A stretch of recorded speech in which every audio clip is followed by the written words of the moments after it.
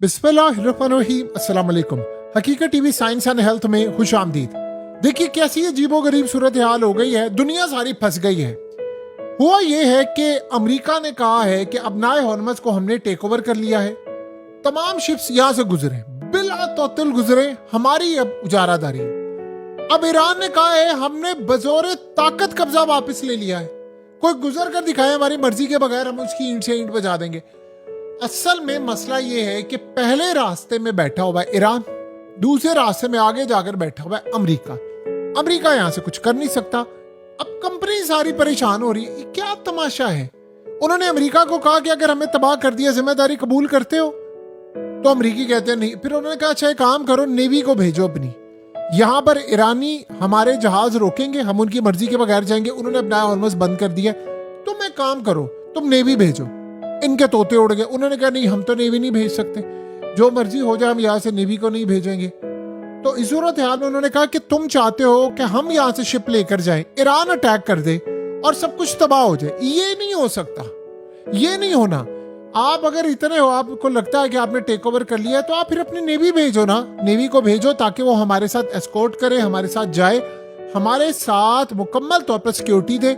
तो फिर तो हम समझते हैं कि जी ऐसी सूरत हाल पैदा होती है, लेकिन ऐसे तो नहीं हो सकता। अब अमेरिका, आप ये सोचें कि अगर वो इतना पावरफुल होता तो आज उसने नेवी, देखिए असल कहानी आप समझे इशू क्या है, जो इशू असल में आम लोगों को समझ नहीं आ पा रहा। देखिए बैलेंस ऑफ पावर जो अपनाए हॉर्मस में इस वक्त बदल रहा है, अगर अमरीकी उसको बदल सकते तो आज से 5 महीने पहले बदल लेते। प्रॉब्लम क्या है? प्रॉब्लम है नंबर 1 कॉस्ट। देखिए अपनाए हॉर्मस पेट्रो डॉलर के लिए असल तबाही है। ये ट्रम्प को इस बात से क्या लेना देना है कि ईरान पैसे चार्ज करता है नहीं करता, कह रहा भाड़ में जाए, मेरा काम है। प्रॉब्लम आ रही है पेट्रो डॉलर अंडर प्रेशर है। ईरान असल में जो गल्फ वाली साइड है वहां पर बहुत ज्यादा ईरान का असर और रसूख है।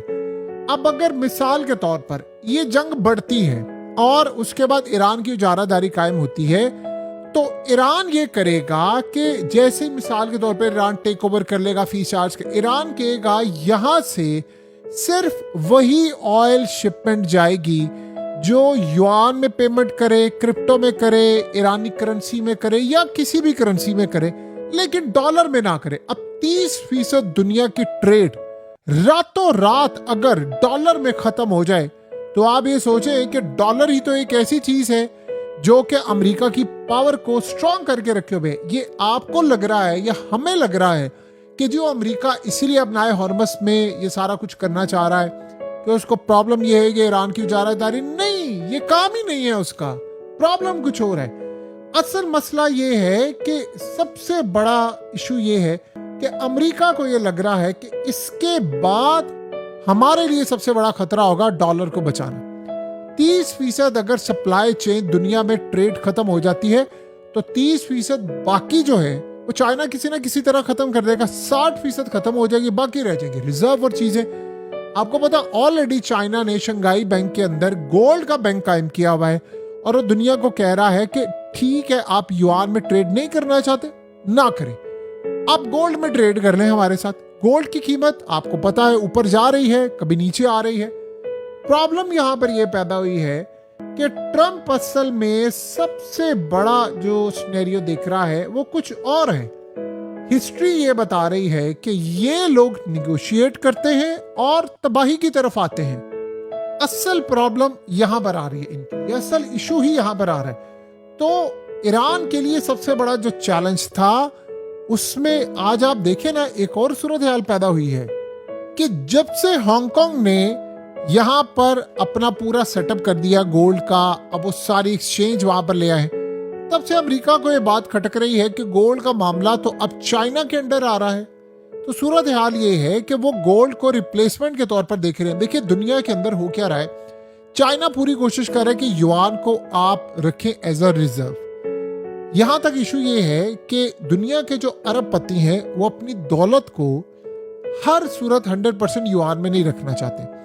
एक अरबपति है, मिसाल के तौर पर उसकी 20 अरब डॉलर्स की वेल्थ है, वो उसको चंद अरब डॉलर गोल्ड में रख रहा है, कुछ बिटकॉइन में रख रहा है, कुछ वो अमेरिकी बॉन्ड्स में रख रहा है, कुछ चाइनीज बॉन्ड्स में रख रहा है, कुछ वो गोल्ड में, सिल्वर में, मुख्तलिफ जगह पर इस वक्त सब कुछ ऊपर नीचे हो रहा है, लेकिन गोल्ड एक फ्यूचर है।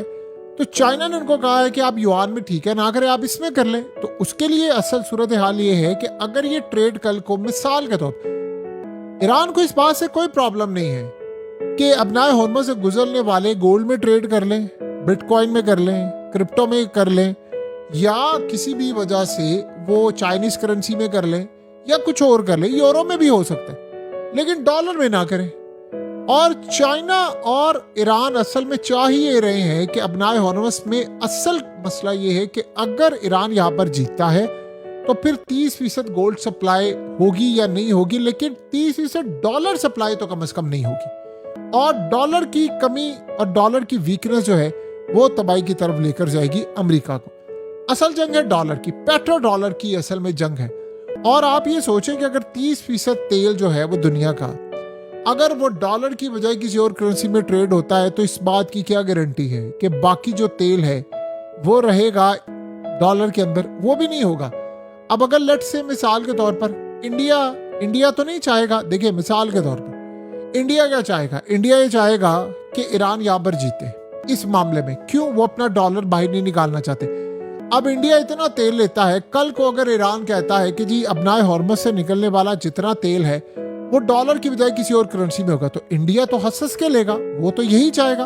वो तो कहेगा यार क्या बात है, युआन में कर लें, किसी और में कर दें, डॉलर में अगर जाएंगे तो उनकी करेंसी को फर्क पड़ता है। और इंडियन रुपीस आपको पता है कि रिजर्व बैंक ऑफ इंडिया ने ऑलरेडी इंजेक्ट किया है अरबों डॉलर्स उन्होंने रिसेंटली इंजेक्ट किया है अपनी मार्केट के अंदर अपनी करेंसी को स्टेबल करने के लिए। तो वो तो ये चाहेंगे ना कि किसी तरह डॉलर की बजाय कोई और करेंसी आ जाए तो उनकी करेंसी स्टेबल रहे।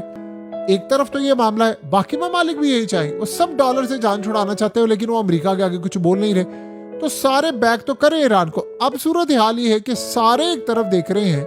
अब अमेरिका कह रहा है, देखिए आज क्या हुआ है, आज है इतवार का दिन, 2 दिन इन लोगों ने खूब लड़ाई की। अमेरिका ने अटैक किया, जुमे की रात को मार्केट क्लोज हुई। पहले ट्रंप ने कहा मैंने 1000 मिसाइल डिप्लॉय किया, फिर तबाही की, फिर बर्बादी की, हफ्ते को स्ट्राइक, जुमे को रात को लड़ाइयां, इतवार की सुबह स्ट्राइक, इतवार के दिन स्ट्राइक। फिर उसके बाद क्या होता है? फिर उसके बाद आप ये देखिए, आज ईरान ने अमेरिका का तैयारा जो था खड़ा हुआ कतर में उसको उड़ा दिया, दीगर जगहों पर कमांड सेंटर, आज तो 6-7 मुल्कों पर इकट्ठा हमला कर दिया। अब क्या हुआ है, साथ ही सेंटकॉम ने ऐलान कर दिया कि अब नया हॉर्मस ओपन है, आप लोग यहाँ से जाए, आप लोग आसानी के साथ तेल लेकर जाए, कोई मसला नहीं। ईरान कह रहा नहीं। अब वो उसने सिग्नल क्या दिया मार्केट ओपन होने से पहले कि किसी तरह एशियन सेशन ओपन होने से पहले सिग्नल ये चला जाए कि अब नए हॉर्मस ओपन है, तेल की कीमतें वही हमेशा की तरह मैनिपुलेट करनी है ताकि तेल की कीमतें ऊपर ना जाए। ये चीज खटक रही है अमेरिका को। अब उनको समझ नहीं आ रही मार्केट ओपन होने से पहले हम कुछ ना कुछ करें। उधर कंपनीज कह रही है, आप गारंटी देते हैं कि अगर ईरान ने हमारा शिप उड़ा दिया तो आप जिम्मेदारी कबूल कर रहे हो? कहते हैं हम तो नहीं करेंगे। वो कह रहे हैं फिर क्या होगा?